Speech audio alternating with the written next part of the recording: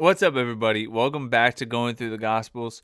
We are breaking down the books of Matthew, Mark, Luke, and John section by section for the sole purpose of learning more about Christ so we can fall deeper and deeper in love with Him. I am Freddie, and we are going to be wrapping up Matthew chapter 2 today, looking at Christ's journey back from Egypt, His return to Nazareth. So without further delay, let's get into it.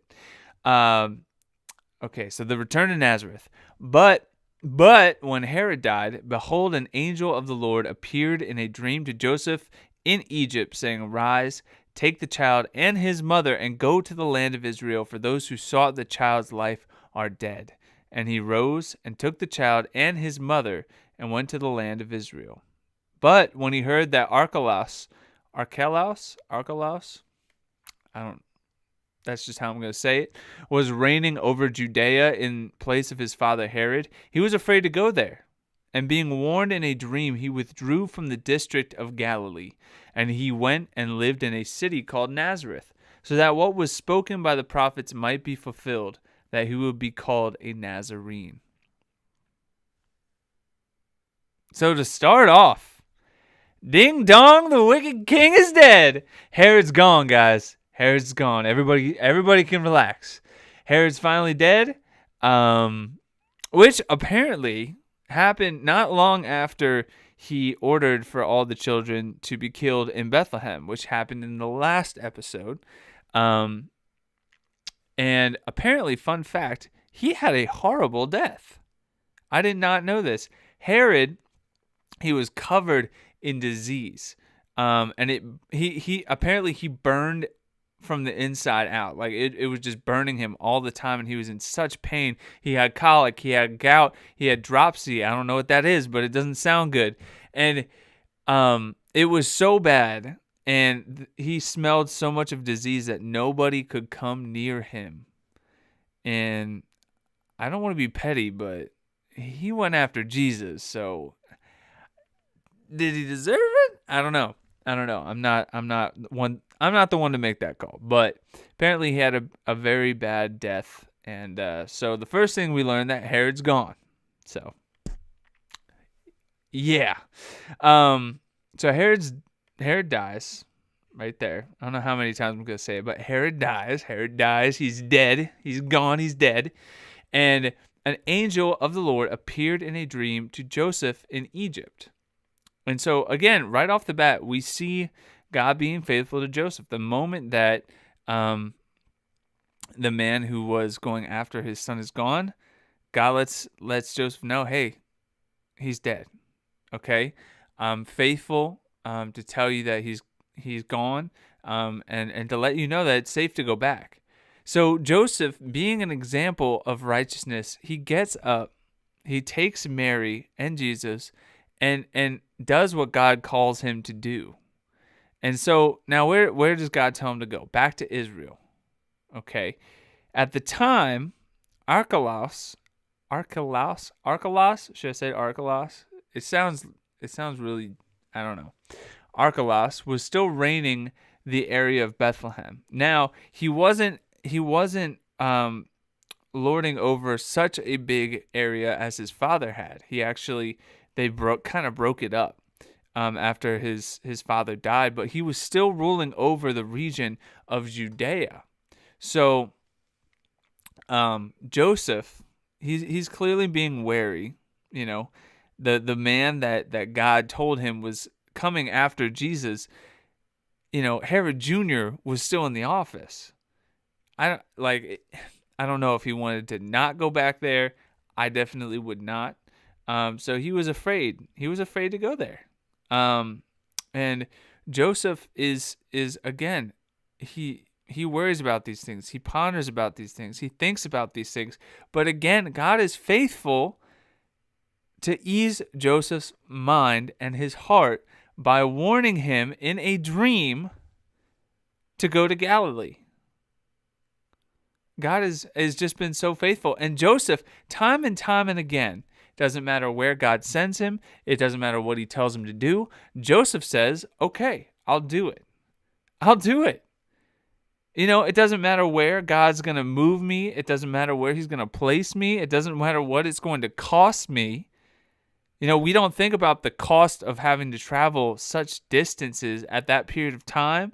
The amount of food that you would need to carry, that you would need to, like, money to buy just to have enough water to walk through that arid region at the time.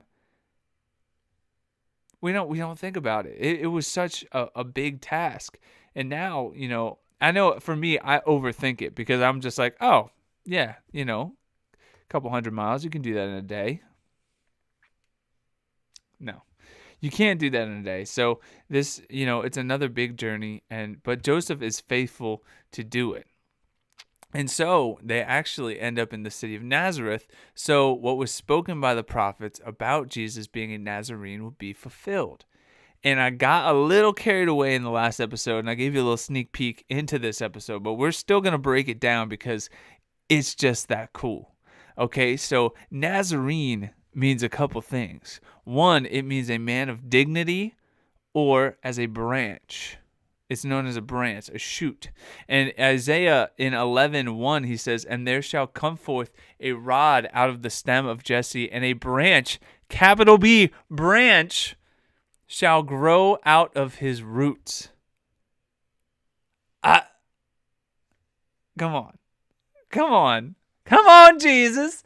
So that's cool. We see Jesus being called the ranch that comes out of the line of Jesse. We saw the line of Jesse and how everything lines up, through his son David all the way down to Jesus.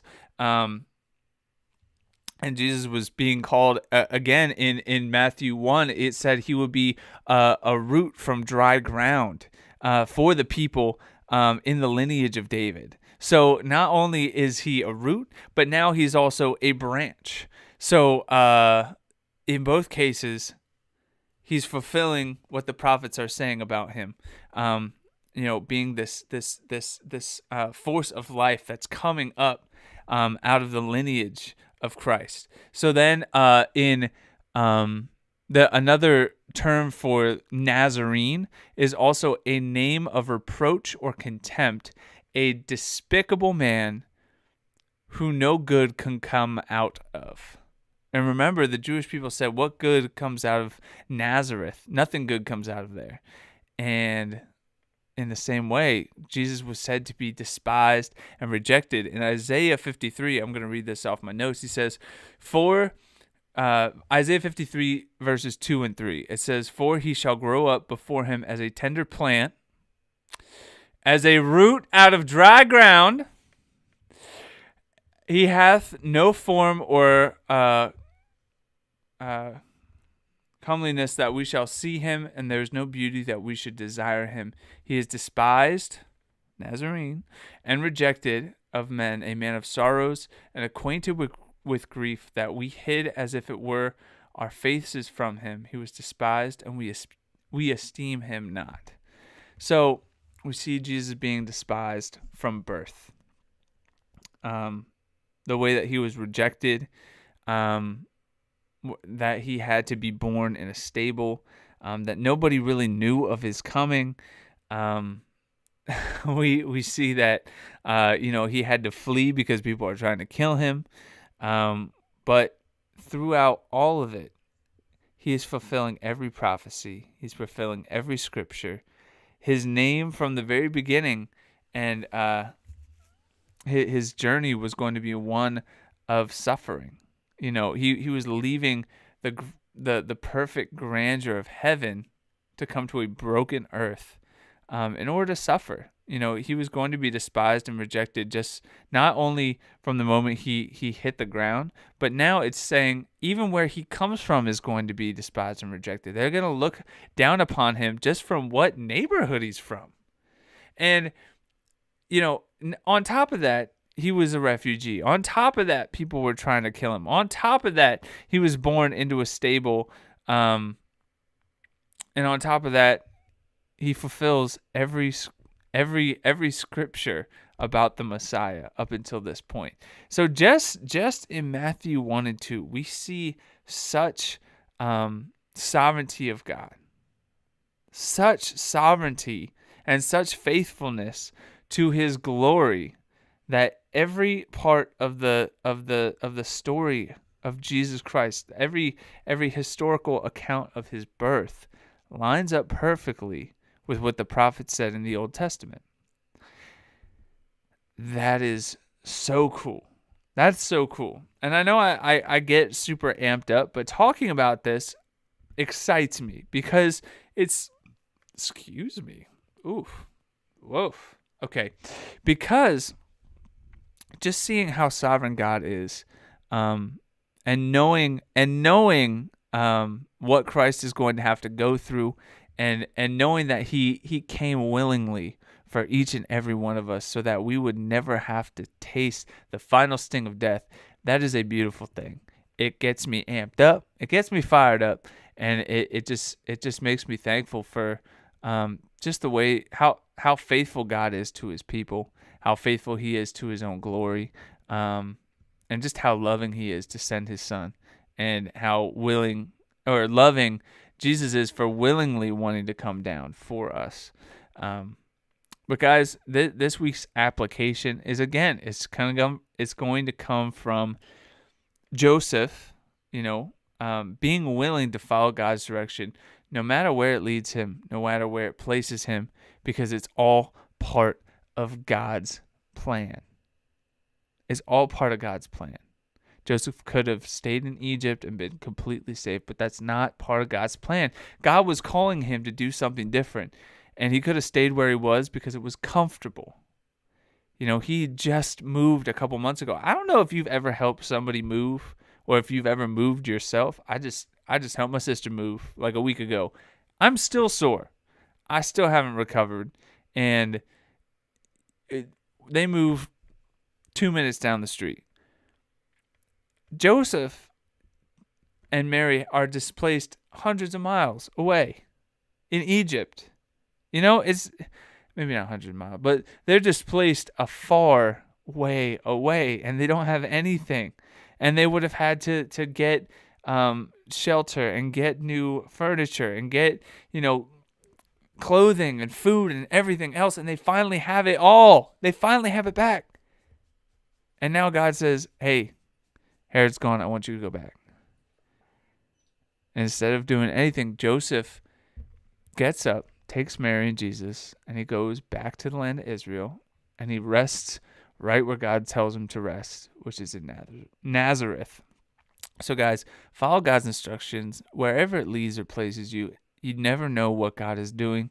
You don't know the backstory. You don't know his plan and what he's about to do, but whatever he's going to do is going to be more amazing than we could ever hope for. Oh my gosh. Just going through Matthew 1 and 2, it's so, oh my gosh, it gives you such insight into the mind of God, into the heart of God. And I cannot wait to go through the rest of the chapters. We still have, 26 chapters left? Guys, this is going to be fun. Only in Matthew. You haven't even hit Mark, Luke, and John. So stay tuned. We're going to keep it going. But guys, be sure to like, share, and subscribe our channel, The Men of Means. Check out the podcast on SoundCloud and iTunes, The Men of Means Podcast. You can find us on social media, Men of Means with a Z on Instagram, Twitter, Men of Means Podcast on Facebook. You can email us at menofmeans@gmail.com. And we are on Ramp Radio every Friday at 6 p.m. And we write for Ascending Thoughts blog, which is ascendingthoughts.wordpress.com. I think that's it. If I'm forgetting anything, forgive me, guys. But thank you for watching, and we will talk to you later.